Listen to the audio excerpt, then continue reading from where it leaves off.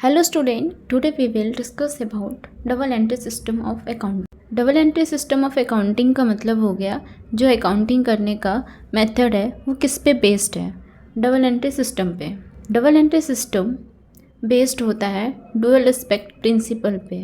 Double entry system में जो भी बिजनेस ट्रांजेक्शन्स होते हैं दो एस्पेक्ट्स होते हैं, जैसे कि हम कोई भी चीज़ रिसीव कर रहे होते हैं, एट द सेम टाइम कुछ हम रिटर्न भी कर रहे होते हैं। फॉर एग्ज़ाम्पल मैंने कोई फर्नीचर परचेज़ किया है तो हमारे पास एसेट्स आ रहे हैं, फर्नीचर को परचेज़ करने के लिए हमारे पास से कैश गए होंगे।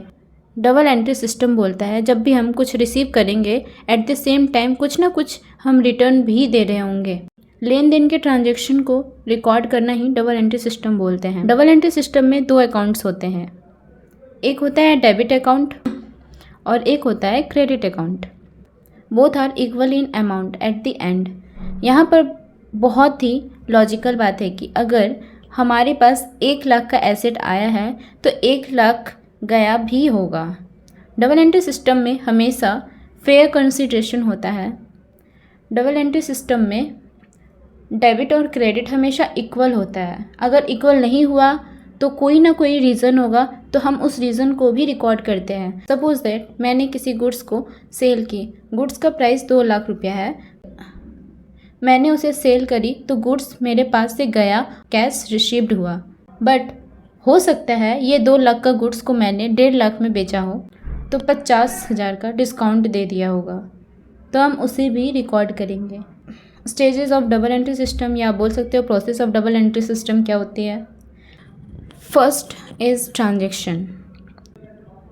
फर्स्टली हम लोग आइडेंटिफाई करते हैं फाइनेंशियल ट्रांजेक्शन्स को, उसको रिकॉर्ड करते हैं, हम उसे क्लासीफाई करते हैं, फिर समराइज़ करते हैं, एनालाइज और इंटरप्रेट करते हैं, देन कम्युनिकेट करते हैं।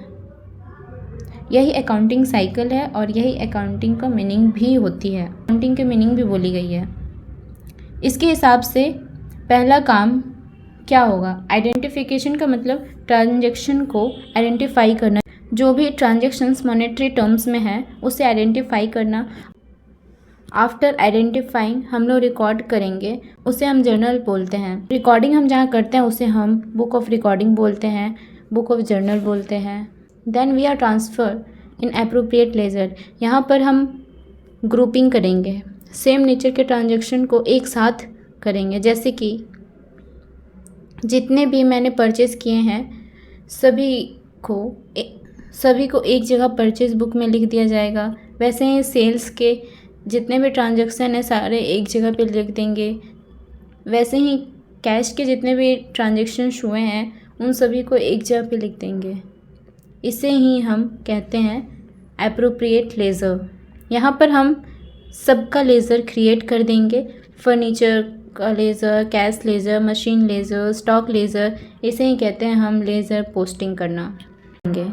आफ्टर लेज़र हम समराइज़ करेंगे, that is trial balance. Trial balance हम कैसे प्रिपेयर करते हैं, हर एक लेज़र का अपनी अपनी डेबिट और क्रेडिट बैलेंस होगा, राइट। तो हम ट्रायल बैलेंस बनाते टाइम पर्टिकुलर लिखेंगे, वहाँ पर हम लेज़र का नाम लिखेंगे, एक जगह डेबिट लिखेंगे, एक जगह क्रेडिट लिखेंगे।